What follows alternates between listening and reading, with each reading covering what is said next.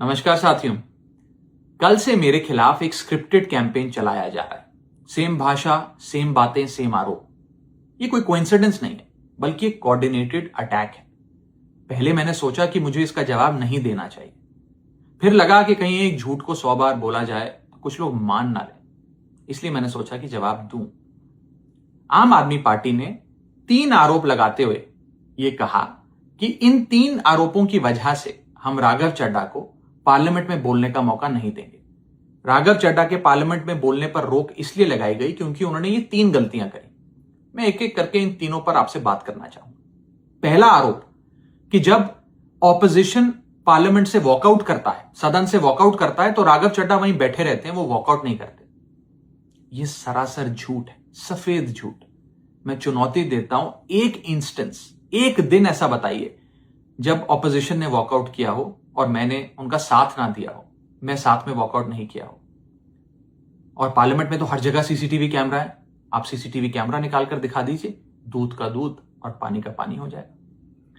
दूसरा आरोप लगाया कि राघव चड्ढा ने चीफ इलेक्शन कमिश्नर के इंपीचमेंट मोशन पर, यानी कि मुख्य चुनाव आयुक्त को हटाने वाली जो याचिका थी, उस पर साइन करने से मना कर दी।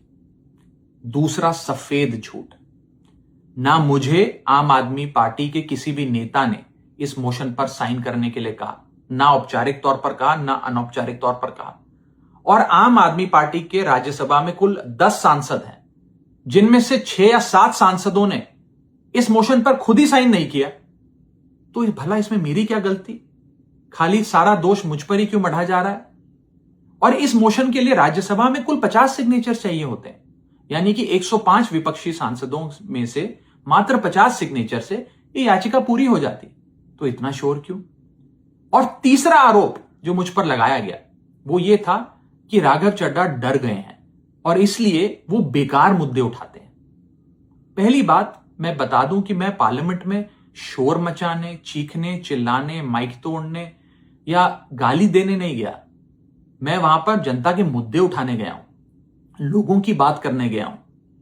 और मैंने कौन सा मुद्दा नहीं उठाया? मैंने जीएसटी से लेकर इनकम टैक्स की बात करी, पंजाब के पानी से लेकर दिल्ली की हवा का मुद्दा उठाया, हमारे सरकारी स्कूलों की हालत से लेकर कैसे पब्लिक हेल्थ केयर इंस्टीट्यूशंस को मजबूत किया जाए, इंडियन रेलवेज में जो पैसेंजर्स ट्रैवल करते हैं उनकी समस्याएं रखी, यहां तक कि मेंस्ट्रुअल हेल्थ, एक ऐसा मुद्दा जिसके बारे में लोग बात करने से कतराते हैं, वो बातें तक रखी। बेरोजगारी से लेकर महंगाई तक तमाम मुद्दे उठाए। आप मेरे 4 साल का पार्लियामेंट का ट्रैक रिकॉर्ड उठाकर देख लीजिए। और मैं पार्लियामेंट में इंपैक्ट क्रिएट करने गया हूं, मैं पार्लियामेंट में रकस क्रिएट करने नहीं गया। ये टैक्स पेयर के पैसे से जो पार्लियामेंट चलती है, उस टैक्स पेयर के मुद्दे उठाने में पार्लियामेंट में गया हूं। अंत में मैं बस इतना कहना चाहता हूं कि जो लोग आज मुझ पर आरोप लगा रहे हैं, झूठे आरोप लगा रहे हैं, कि हर झूठ को बेनकाब किया जाएगा और हर सवाल का जवाब दिया जाएगा, क्योंकि मैं घायल हूं, इसीलिए घातक हूं। जय हिंद।